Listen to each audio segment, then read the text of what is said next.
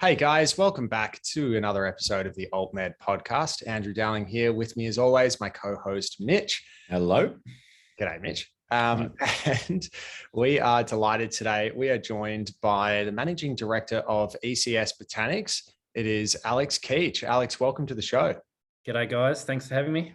Mate, it's an absolute pleasure to have you on the show. This one's been a long time coming actually. We've been following ECS from a bit of a distance, and it's great to have someone on the podcast to talk about all the exciting stuff you're doing. So before we dive into all that, Alex, how did you go from becoming an investment banker extraordinaire to managing a big cannabis company? I wouldn't say extraordinaire, and I wasn't really an investment banker. I was a stockbroker and microcap fund manager, and then sort of led a team in more of a family office wealth management environment. But look, getting into cannabis, cannabis was legalized for food in November 2017. So I came across it then, but more from a food angle. And look, I started taking the hemp seed oil and I thought it worked. It's got that right ratio of fats. So, it's good for brain energy. And also as an anti-inflammatory. And I'd read that book, Headstrong by Dave Asprey, with sort of biohacking and stuff. So all that combination, you start to realize, why the things in hemp actually are really good for your health.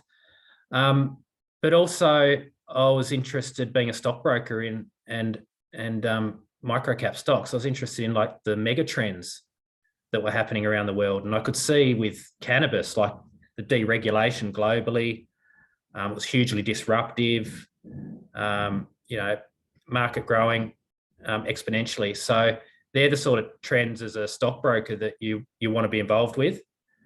But then also, I grew up on the land. So I've got a background in agriculture. I went to ag college and studied a degree in rural business management and worked on, different sorts of farms all around Australia. And I grew up around poppies. So, we're talking poppies being grown outdoors with really no security, and that's a heroin derivative.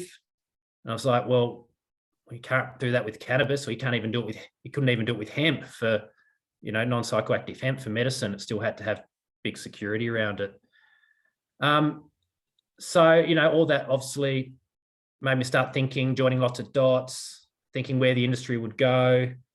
I had an ability to raise capital. I saw the way the poppy industry was operating, and I thought, well, that's going to happen for cannabis. So I thought, well, why not just, always wanted to have a crack at something. And when the stars sort of align, you've either got to take that opportunity. It wasn't really an opportunity, there was nothing there. I just thought, well, I'm going to throw myself all into it. And so, I thought I could raise a bit of capital, and I thought I had that sort of forward-thinking business plan. So it wasn't a business plan that was the status quo, which was really just growing cannabis indoors. That didn't sit well with me. Plant thrives in its natural environment. So I thought, I just thought this industry is going to become more agricultural. It's also going to be commoditized. Raised a bit of capital and set up the business, and that became my full-time job. And it still is my full-time job, and it's still hard every day. Still learning something new every day, but it's exciting, it's fun, it's challenging, and I think we're making some real positive changes. For the industry, well, just for a lot of the world's sort of greatest challenges. There's a lot of addiction issues and stuff, and I think plant-based alternatives are the way of the future. I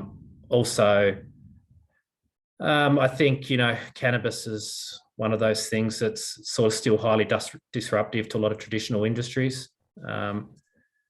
So I think that there's lots more to this industry rather than just, the medicine. It's growing sustainable crops and sustainable fibers and sustainable medicine and lots of other things. Anyway, I went off a bit of a tangent there, but I think you know what I mean.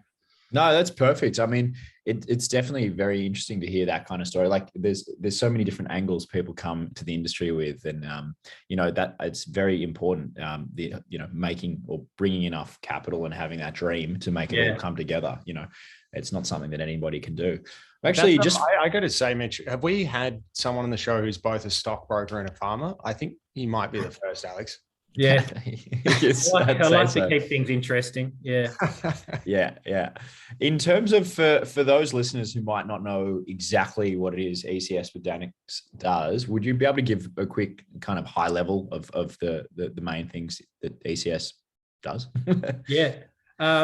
So we're a hemp food and medicinal cannabis company, but predominantly a medicinal cannabis company. Now it's getting the bulk of our resources. We're a bit different. We're more of an, low cost, large scale producer of medicinal cannabis. Like I said before, we tend to, embrace the natural environment. So we're not growing indoors, with under light and expensive greenhouses and hydroponics or anything like that. We're all in soil, all regenerative agriculture, all organic inputs. We grow outdoors, and we also grow in polytunnels. So it's like protected cropping environments. Sorry, I'm just turning my phone off. And yeah, we're scaling up at the moment. We're more of a B2B business model. So we don't actually have our own brand in the market for medicinal cannabis. We're supplying a range of medicinal cannabis companies in Australia and overseas. So that creates more of a sort of more mass market for us. We don't have to have a brand and then compete with other brands in the market. We don't have to compete with all the other cannabis companies in the market too. So it's a bit of a different business model, and we are more that we're seed through to final product. So we've got a cultivation and manufacturing facility on the Murray River, and that takes us through from seed or clones all the way through to putting dry flower in a jar and dispatching it to customers. And then down in Tasmania, we have a cultivation facility as well, which is more of a CBD, so non-psychoactive cannabinoid facility. And now we've got an outdoor grow there, and also some more like berry tunnels. And that facility is more about sort of large scale up agricultural production to grow low cost biomass for oils. So the model's really now sort of coming into its own, which is great. Yeah, definitely. We hear about you quite a lot. I'm just thinking in terms of the outdoor growing environment. I'm just looking in the background of your video right now, and I can see that looks pretty pretty apocalyptic out there. Well, how do you weather the storm, so to speak? Compared to indoor and outdoor grow kind of conditions. Yeah, good point. Well, it's a pretty hardy plant, and we grow the plant where it does best. So the THC likes a very dry, hot environment. Also creates quite a sterile environment for quality. So you don't really want humid environments. And a lot of people end up growing in Byron Bay and around there because they say that's where cannabis grows, but it's not a great place to grow it for quality. But also, if you're growing it indoors, the cost of dehumidification is huge. So we're a lot about not trying to recreate the environment. We send the plant to the best environment. And Tasmania is also great for hemp. Down there, you get a really, really consistent and sort of and depth of those secondary metabolites, like cannabinoids and your terpenes. So that's great for really high quality product. And also in Tassie over summer, it's actually very dry, which is what we want. And we have a heap of water. We've got good soils. you get that shift with the light hours at the right time. So the plant knows when to go, be in that vegetative state and switch over to the flowering state.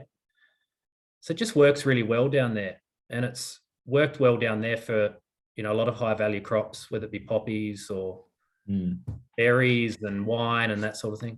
And I think definitely for a lot of people that are fans of their indica, you want to be further away as well from the equator, because you get that kind of climate that lends itself to, you think of sativas more traditionally in a humid environment than you would indicas. And I don't know, from the forums and the research that we do, it kind of lends itself.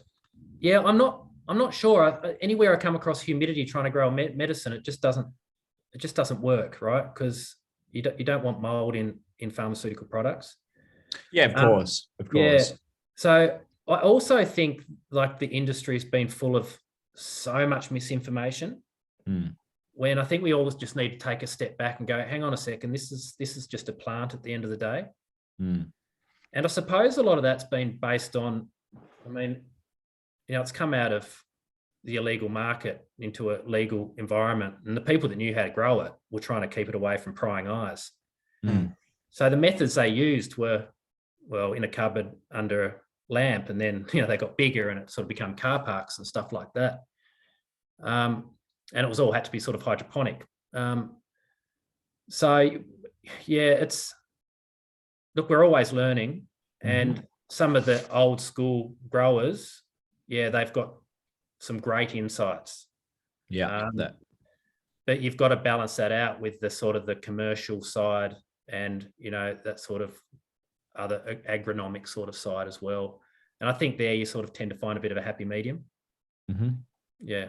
Yeah, absolutely. I'm curious. So Alex, I guess, as you say, you grew up on the land, you did tertiary studies in rural management. When you took on this role, has there been a lot of trial and error, or did you feel sort of equipped with, previous agronomic experience that you'd had to be able to sort of jump right in and go for it from day one? Yeah, it's a good point. There is a lot of trial and error, but I suppose it's also about making sure that those errors aren't really expensive. So yeah, we've managed that, which is good. I think like any sort of industry, it is a bit like pioneering in Australia, so it's sort of failing forward in a way. But we've managed to get crops and good quality crops each year now. I think we're probably harvesting our third crop for the medicinal. So yeah, how do I say, it's a case of constantly learning, constantly refining. We put a fair bit of pressure on ourselves. So if we have a bit of a problem, we think it's a major problem, but then we see that what's happening in the industry with other people, we go, oh, actually, no, it's not too bad. So, I think probably I diverted from your question. What were you actually trying? No, just curious about the fact that, it's effectively, you talked about hemp being legalized, I think back in 2017. We're really, in the emerging stages still. I know sometimes it can feel like it's been the way that it is now for a while, but we're still only a few years in. And so I'm just curious, with your previous growing experience with other crops, what it was like to dive into to growing cannabis, and maybe what are the nuances. I think we had Tom Forrest on the show. He talked about the agronomy expertise really being in treating it like a manicured flower, and approaching it that way. So you could be an expert at growing vegetables, but he was saying, the better person for the farm is someone that knows how to actually grow flowers. Do you share a similar view? Yeah, I mean, that's probably right. I think I came at it initially from the hemp angle. So, we got our seeds in from Canada because similar sort of latitude, and they're getting good yields over there.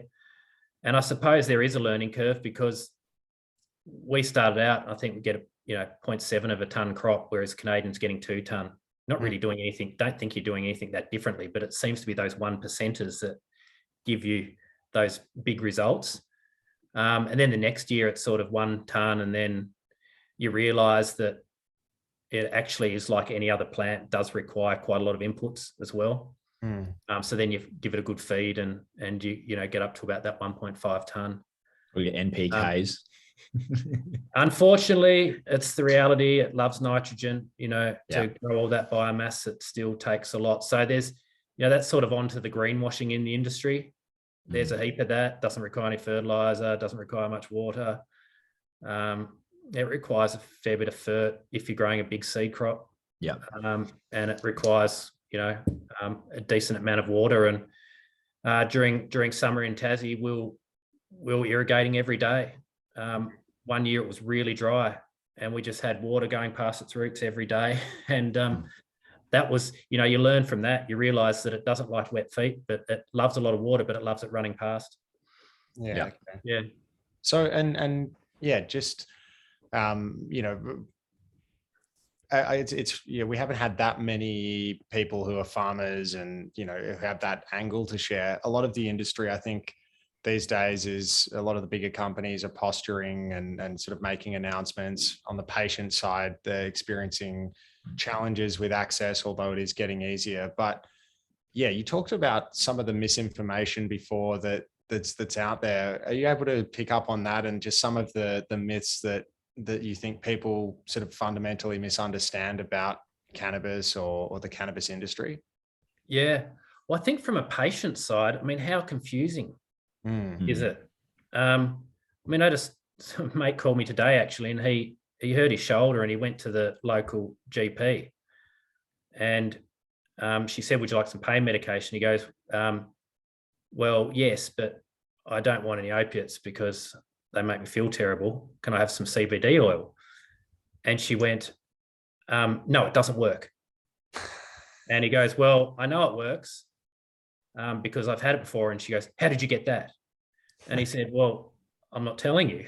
And he left, and he called me and told me that because, it just shows how sort of crazy it still is out there. There's stereotypes, but also how some people can be pro it, others completely against it. And I think about the patient, and that's why you guys are doing a good job, obviously, because you're trying to educate, but it must be very hard because there are so many products, and there isn't a lot of GPs out there that probably know it or want to talk about it.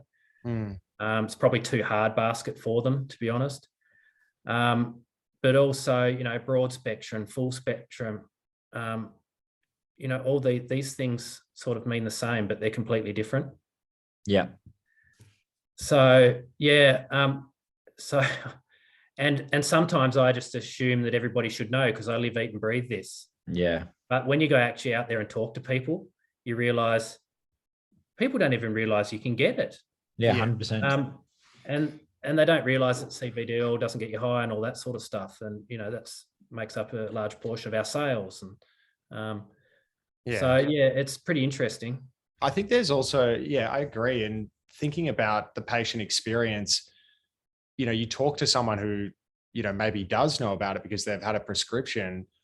And because we're not in a deregulated open market scenario, you have people basically being funneled into clinics, often which then result in the patient being prescribed a product that comes from the people that run that clinic. And so the product that the patient gets is now kind of largely determined by the clinic that they go to.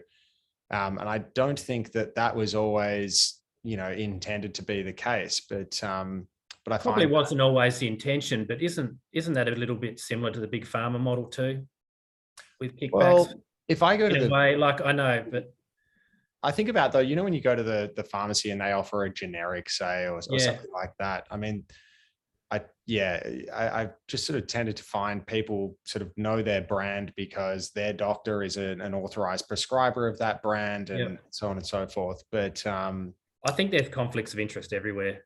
Yeah. Whether you look at it, whether it's just cannabis or Yeah, for sure, or others. But yeah, no, I know what you mean. I mean, obviously, I don't really talk about that too much because we supply a lot of these guys. So No, of course. yeah.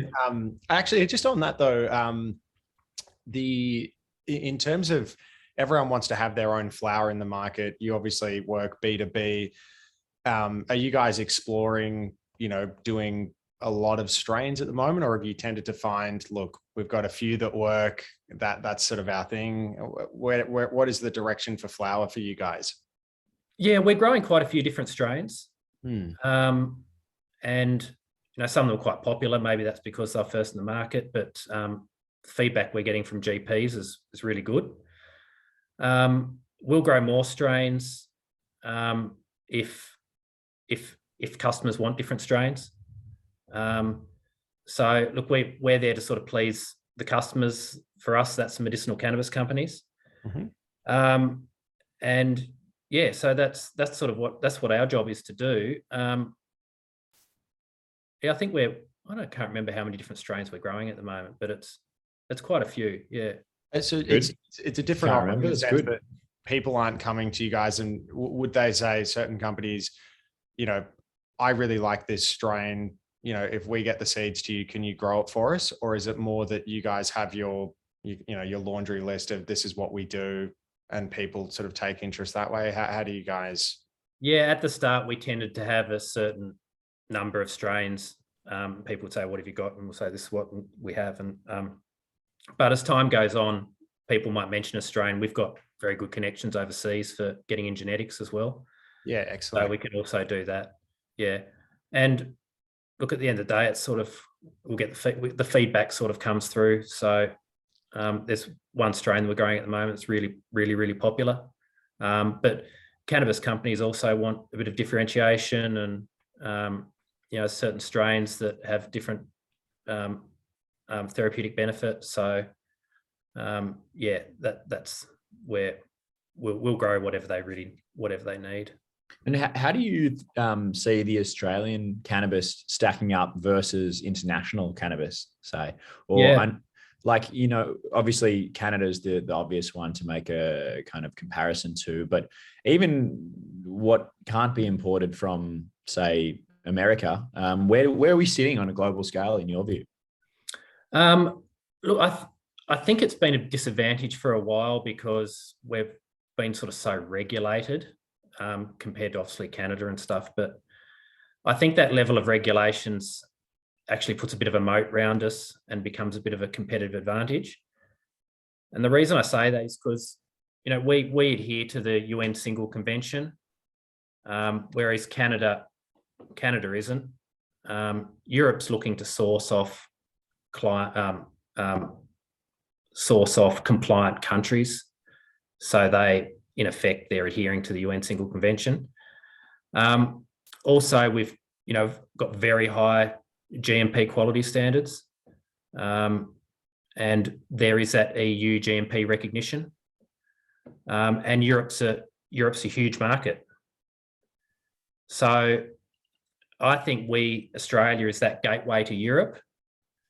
And I think over time, if the Canadian companies weren't sort of so focused on rec market and what's opening up in the US, I think they'll realise that they're going to need Australia. And I think there'll probably be more interest in those countries if they want to access Europe and access, say, the medicinal markets over there that are opening up, and Germany market opening up. I mean, Germany with recreation is going to be absolutely huge. There's 80 million people. So yeah, I think Australia is really well placed, and obviously we do horticulture really well, low cost. We've got the good climates, so we can do it in that low cost environment. We don't have the freeze over there. We don't need those glass houses, really expensive glass houses. We don't need to pump a heap of heat and stuff into them. So we've got the costs right, and then we've got the quality. So ECS, we've got a GMP manufacturing license. So we can manufacture dry flower to those EU GMP standards. And through our partners, we're manufacturing GMP oils, doing it at a good price. high quality, and that ticks all the boxes. And so that's why I think we're so well placed to be a really successful company, but also for the industry in Australia, if the companies have the right strategy to do really well. We just need a bit more of those valuations. It's a very depressed market here in Australia in terms of valuations for cannabis companies, because I think so many cannabis companies have disappointed. They've made these huge promises and undelivered. So there's a lack of trust for particularly the listed cannabis companies in Australia at the moment. That's a global trend, though. We see that in all the cannabis markets as, big promises from day one, and then only a few kind of rise to the top over the years that follow. Yeah, I suppose the Canadians, so they've all incentivized by how many glass houses you can put in. And now there's massive write-downs. Yeah. Which is huge destruction of capital. And that was one thing when we're doing it here at ECS is, not destroying capital by going down that similar path of, overcapitalizing when you didn't have to. Yeah. But also the rec market, just bringing that price of, single molecule kind of stuff right down, like, basically plummeting in over there. I don't see us having the same issue here, but what are your thoughts on that? Yeah, look, it felt like a problem a couple of years ago because they were so cheap. But now we've got people switching from Canadian imports to ECS. So that's really good. Mm-hmm. I think with these new TGA standards, which I don't understand what they're going to be, but applying standards that we have in Australia to imports is also going to be really good for our industry. So it's just going to mean more of a local cannabis market for supply. So we're growing quite a lot of cannabis outdoors to become resin. So a couple of years ago it was all coming in from Canada. So now we've got people switching to local market supply, which is about time. But it's because we're using resin on our biomass as an outdoor grow, not growing it in glass houses. I mean, if you're growing it in glass houses for a couple of bucks a gram, by the cost of it by the time it's gone through the CO2 extractor is magnified, say, by 4 times. So that means your product, which you've grown at $2 a gram as a resin, say it's worth $8.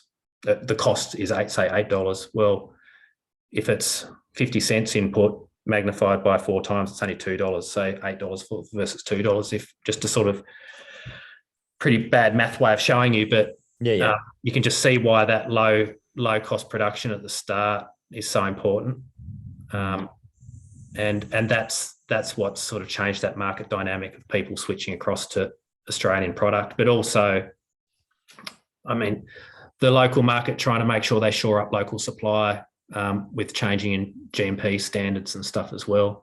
Not that they know what it is, but changes are coming. Do you think it's certainly an amazing step forward for the Australian kind of producers and scene? How do you think patients will be affected by potentially not having access to different strains from overseas? Do you think it's a good thing long term, or do you think there might be also downfalls of that? I think they still will have access. It's just got to meet higher standards, and at the end of the day, you want patients to have the highest standard medical cannabis product. Of course, yeah. So, I mean, that's just patient safety thing, but so I don't think it'll affect that. But if it gives the Australian industry a boost, I mean, the Australian industry will be growing lots of different strains and all that as well, and manufacturing lots of different products. So I don't really see that as too much of a problem. I mean, it was set up that way, obviously, because we didn't have any cultivation in Australia in the early days, but we had patients that needed access to medicinal cannabis. So the rules were a lot softer on the imports. So it's really just now about obviously straightening them out to where they should be at an Australian standard for other medical products. I think also, though, I think it's incumbent as well on the Australian producers to also step up, though, as well, to actually give the diversity that, you know, that we see in imports. So I take your point. My only critique of it is that a lot of the countries potentially that products are being imported from, because they don't have the equivalent TGA GMP standard in those countries, you're effectively introducing an Australian standard extraterritorially in another jurisdiction. So it's going to be interesting, but I really hope that there is going to be, you know, consistent, diverse products that we see from the Australian market, because I think for a while there's been a real focus on just, you know, CBD, THC. I'd really love to see a lot of other cannabinoids feature in medicines that are available to patients, rich terpene and flavonoid profiles, and all of that. It's interesting as well, because it seems that even with the GMP kind of regulations coming in, different countries have different standards, even in their medical sphere. So Germany, I think, has a different microbial limit in their flower than Australia, and Australia being much more stringent. So for me, if I was getting German medical cannabis, I would imagine that quality would be high enough. But in Australia, we would say, no, it's actually not, in a sense. Yeah. So and then that kind of also then is a conversation between, well, you've got that side of the argument, and then you've got all sorts of people asking for legalization so they can just grow their own, which is certainly not GMP in most cases. It's not single convention. No, it's definitely not. Well, maybe in Canberra, but basically they're saying that, you know, these people are talking about, and have been for decades or longer, getting benefit from something they just grow in their backyard. So it's an interesting conversation. I see the merits on both sides, to be honest. But how do you navigate that with, say, the different standards even between Germany and Australia? Yeah, well, it's complex. It'd be nice if it was all consistent and simple and level playing field and all that sort of thing. But Germany's strict on that plus or minus 10%. So, you know, obviously, it comes down to growing and making sure you clones and stability and all that sort of thing. So, which is a bit different to Australia as well. But what we try and do is everything's grown to highest quality standard we can. So it's grown as if it's to the highest quality standard market. And, you know, so wherever we supply it, it's really just the same product. But it is a complex environment. So I wish it was a bit more of a level playing field. We had and Australia's there's a lot of regulatory costs in Australia as well. It's quite huge. So, and that does deter probably other people coming in the industry as well. So significant sort of startup costs. Forgot my train of thought there, where I was going before I diverted that. I've got a train if I can overtake on the tracks. You're talking before about the single convention. Don't want to do too much of a deep dive, but obviously you referenced poppy farming in Australia for opioids. If I understand correctly, that occurs because Australia has been allocated, some of the, I guess, the responsibility for global supply of opioids. So how does that work, and what would it mean if Australia were to legalize a recreational market? I know some people don't like that term, but for, you know, argument's sake. Oh, my question. It's a dangerous question. What happens to our convention obligations? Sorry, that's a very might lose that poppy market, mightn't we? Yeah, I don't think anybody wants to lose that. No. Well, in government or in the health department. So there wouldn't be a home grow amnesty for poppies. I don't know quite how it works. It's a bit complicated. I've tried to look at it from all stakeholder point of views and sort of work it out. And it probably is one of the reasons why we are very strict when it comes to medicinal cannabis, and probably will be one of the last in the world to go recreational, I think. Yeah, because teasing out what you just were saying. So basically, I guess it's in our financial interest to remain, a signatory or compliant with that convention because of what we receive for the poppy allocation. Is it quite lucrative, the situation with Australia's poppy farming?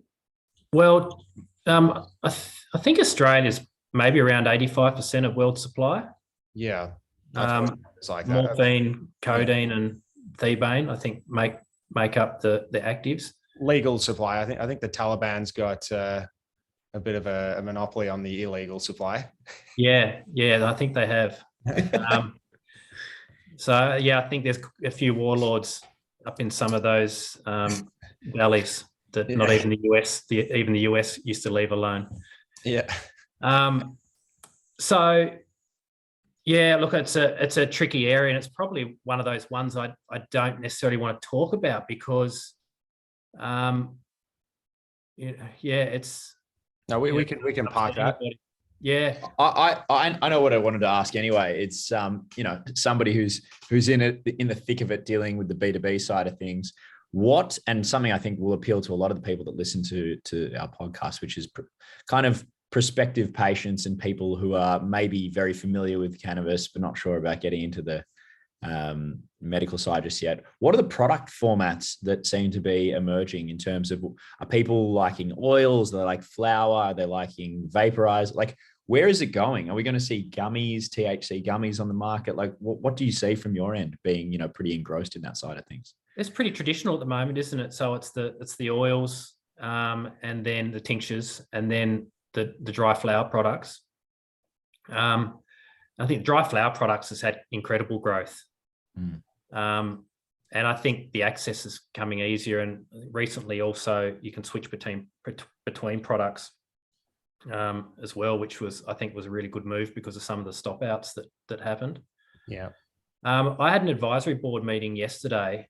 We've got an amazing advisory board. We've got a GP on there called Dr. Jim Connell. And I mean, I don't know if you had him on. He's come. We had Phoebe on the other night. And, did you? And we're having Jim upcoming. Yeah. Jim's amazing. I mean, he's a great GP, but he's passionate about the outcomes he can potentially provide for his patients with cannabis, and he checks in on them, and he puts a lot of personal research into it, and in regard to terpenes, and he really loves the fact that we're all organic and regenerative. And I think it's something, like I said, something's grown as nature intended. We don't know, but I think it does have better therapeutic benefits, a bit like our food. We were talking about the market and potentially other products, and using our waste as other products, and well, not waste but trim, and look, I think there's lots of opportunities there as well. And I think the market too, dry flowers also, for someone that's a bit older or something, or just in terms of dose and these things, to actually get it out, and they're different sizes, and to grind it and put in a vaporizer and all that, there's a lot of moving parts to that. It's not necessarily that easy. So I think there's opportunities to make it easier for patients. I think there'll be more emphasis on the full spectrum with the terpenes and these sorts of things. I'll let Jim talk about it. The way he was talking about, non-decarboxylated, I can't remember, in its acidic form and these sorts of things. I mean, yeah, we've seen anecdotal evidence of how that helps people with a lot of gut digestion issues and these sorts of things. So yeah, I think it's the most exciting part is more research into all the other cannabinoids, how all these cannabinoids and terpenes work together. I mean, it's pretty crazy to try and work that out. I mean, we probably couldn't even get a supercomputer that could work out how a million things interact, like that sort of entourage. Yeah, there's a lot of work cut out for us in that field upcoming. It's starting to be done, but it's a long road. Yeah, it is. And I mean, the sort of the farmer model is more about, okay, isolating a single cannabinoid. Yeah. And then just dosing it, and that's it, you know. Yeah, until, you know, it's sort of like that FDA model, sort of like smash a receptor until you see that there is a efficacy. Yeah, so an outcome which is not positive or something, like, so they can test more. So look, there's a long runway ahead of all of this, which is really interesting, and I think it would lead to much better patient outcomes as well. So when you're thinking about that long run, so where do you see it in, like, 5 years? Where is Australia sitting then? Is CBD kind of legal? Is it THC? Are we growing, way too much for the local market and we're doing massive exports? Like what do you see in the future? I know it's always hard, but it's fun to speculate. Look, I think the Australian market will be quite large because of just because of the growth rate.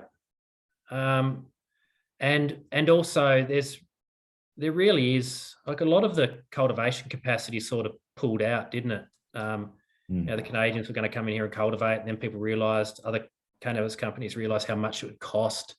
So they shelved those plans and they became more sort of importers and then GMP bottlers and then send it out. So I think the Australian market will surprise to the upside. I think Europe's going to be very large. And, Germany and Poland and these countries, I think they'll surprise to the upside as well. I think for a company like us, we want to do what we do really well with focus, and that's really large scale, high quality cultivation through to a really good GMP product at a low price point and get that overseas. So in terms of products, I mean, that will be driven by probably what our customers are seeing and then asking for, and we'll put that work in and try and be ahead of the curve and sort of more first to market, and not trying to do everything. I think gummies and all that are a fair way off. Yeah. Do you think it's more patient led, or do you think it's more doctor led? It's a good question. I think it's probably a bit more doctor led, and doctors that are really passionate about it and working on, okay, how can I help my patients? But also those doctors, and that's why we have Jim, providing that sort of feedback to us.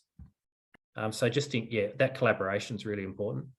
I agree that it is doctor led, and I think it's interesting because we sort of have, to my mind, sort of three tiers of different, different customer bases. There's people seeking cannabis for medicinal reasons. There's people who seek it for wellness, sometimes needing to get a script under the cover of medicinal, but using it ostensibly for wellness reasons.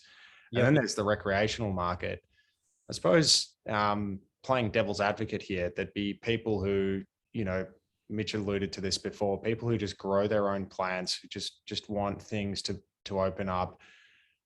Given that it is doctor led and it's any changes to cannabis access in Australia seem to come as a result of the TGA changing its mind about something. Do you feel like we're still a long way away from those people being able to, comfortably access product for those recreational purposes? Well, back to your first point, I think when you're mentioning that, people just sort of sticking to growing it at home, and those people that are genuinely self-medicating and using it because they need it for those purposes, I think once there's more education and they can talk to their GP about it, that they'll realise that, well, why wouldn't I go through a GP and get it if I know I can get a really high quality product. To pharmaceutical sense, I actually know what I'm getting, what I'm taking. I know that it hasn't had a whole heap of chemical put on it just because someone that's black market that's growing it wants to profit and get it out the door or make it look good. And, you know, with groups like us actually producing at a low price point, you know, it's comparably to the black market, say, well, why wouldn't you get it through your GP? So I sort of see that happening. And what did you mean in regard to sort of recreational? Just that, you know, given that changes to access to cannabis, we've really boxed ourselves into a medicinal model. So we're talking about how it's really doctor-led, these changes, and everything's been pushed under the regulation of TGA. You know, it almost seems just not even comprehensible at the moment to even consider having a regulated recreational market. And that would include, for example, introducing food safety standards if we were to have, you know, gummies and cookies and these sorts of things. Do you feel like it's, you know, if it stays the way that it is, that it'll just continue to be treated as only for therapeutic use for quite a few years to come? Or do you think that there is a push potentially to get it broader than that? Look, I think it naturally will in Australia. We've seen that with CBD becoming Schedule 3. But obviously there's a lot of work to get done till you get a product on the shelf, and that product really has to be an isolate. And then there needs to be the whole, you're seeing that there's no adverse effects until it gets descheduled further. So I think that will happen very slowly over time, and I think it will, because there's cannabis companies that have poured in a lot of money to doing these trials. Yeah. You can't just go and deschedule something, make it recreational, or you know, that I don't think that would be fair to the people that invested the money. But if you look at the German market, they're proposing to go recreational a couple of years, but that will be more through the pharmacy network, so it's still controlled to a certain extent.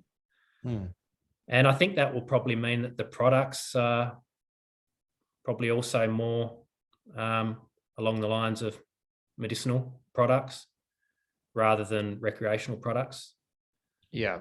Yeah. They're kind of in that wellness bracket potentially, rather than, you know, sort of supplements, vitamins. I think so. Yeah. Which is, you know, pretty smart, I think. I mean, I don't really have, my views are, I'm not a massive pro recreational cannabis person. You know, I think there needs to be an element of control, but I also think there needs to be more controls around alcohol and stuff like that too. So, yeah, I mean, nobody's died of cannabis, but you don't want it falling into hands of young kids and high potency and all that sort of stuff. It's not going to have great outcomes. Yeah, I think alcohol's, I mean, statistically a lot more harmful. Yeah. And so no, it's a fair point. I think, it'll be interesting to see how that one goes. I know certain states are pushing ahead with various cannabis inquiries and really looking to open up that recreational market. But are they? I didn't realize there was any cannabis inquiries happening for recreational market in the States.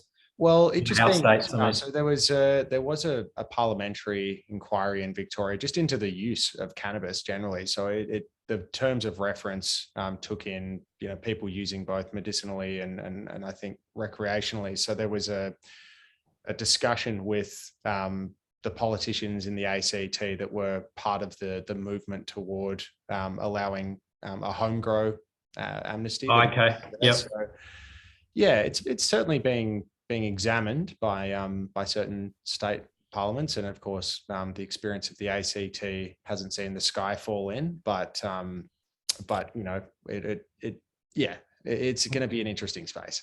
Well, it will be. I think, you know, with the amount of money that was spent over COVID, I sometimes think that they'll be eyeing those tax revenues. Yeah, exactly. Yeah, exactly. I actually wanted to ask, going back to the previous question more about the black market. I've thought this for a while, but talking about, earlier we were talking about growing as a black market producer. Maybe you did it under the floor somewhere or in an attic or something like that, and you basically moved to bigger commercial grows that were kind of guerrilla grows, if you will. A lot of knowledge from people doing that for the last, it's 40 years, and whoever's still around. Is there any way that kind of knowledge could be transposed into the medicinal arena? Is there any way that black market could kind of make the shift over to white market? Is there room for people with that kind of knowledge in Australian grows? Is that on the table, or is it just kind of taboo? Oh, I think there's definitely room for that experience, as long as those people pass the fit and proper persons test and don't that's the problem. consume the product and don't have any previous drug offences and all that. There's no reason why those people can't be employed in the industry. Can you have consumed the product if you had a genuine medical ground for it? Yes. No, if you've got a medical reason, that would pass with the Office of Drug Control, I'm sure, to be employed. But we do random drug tests, and if you don't have a medical reason, you're out the door. We're familiar with that. Very interesting. No, because there's, you'd think about all that knowledge, and we get people writing into us all the time asking, and you'd be the perfect man to answer this. How do I get a job in the cannabis industry? How do I get to work on a farm? How do I, basically, now that question might be asked from a few people that might not have the exact same ethos that you were describing you need to have. But as a general rule, it's always an interesting question to answer what you're looking for. Yeah, if you really like the plant, we don't really want you. So what are the criteria then? Hate the plant and you're in? Yeah, you don't mind working outdoors with the sun beating down on you, with flies around you, and it's tough work, but also just having a love of plants in general, or agriculture or horticulture. And having skills and a passion in that area is really important. It's not something you need like specialized skill set to start out in. Basically, some of the best people you have are ones that you train up on the job. Yeah. So look, if anybody's interested, they can shoot me an email. If they go to the ECS Botanics website, there's a generic email address. Those emails find their way through to me. Nice. Yeah, it must be a bit of a tough one if you're someone who, say, hypothetically was growing for, supplying a small community around you, medicinal patients, and then have a conviction, and then that prohibits you from being fit and proper. And, you ostensibly, were you born in another era a little bit later, you might be able to do the exact same thing, but legally. But I know the ODC obviously have a pretty strict regime around that. Yeah, it's, at the end of the day, it's all part of what flows down from the Narcotic Drugs Act, and we're growing a narcotic at the end of the day. It's treated pretty heavily, isn't it? Yeah, absolutely. Especially Schedule 8. Yeah. Well, no, so much food for thought there, Alex. We might wrap up there, but it's just been an absolute pleasure. I think we've really traversed quite a lot of interesting ground that I don't think we've unpacked on the podcast before. So we have. It went pretty quickly. Yeah. How long did we go for? Nearly an hour and a half, did we? Oh no, an hour. Little under an hour, but we, just given how easily the topics flowed, we might have to do this again. All right, cool. Yeah, no, I look forward to it. All right. Absolutely. Well, until we speak again, take care, and we'll be watching ECS with a lot of interest, and wish you all the very best. Excellent. Thanks, guys. Chat later. Cheers, Alex. Cheers. Bye.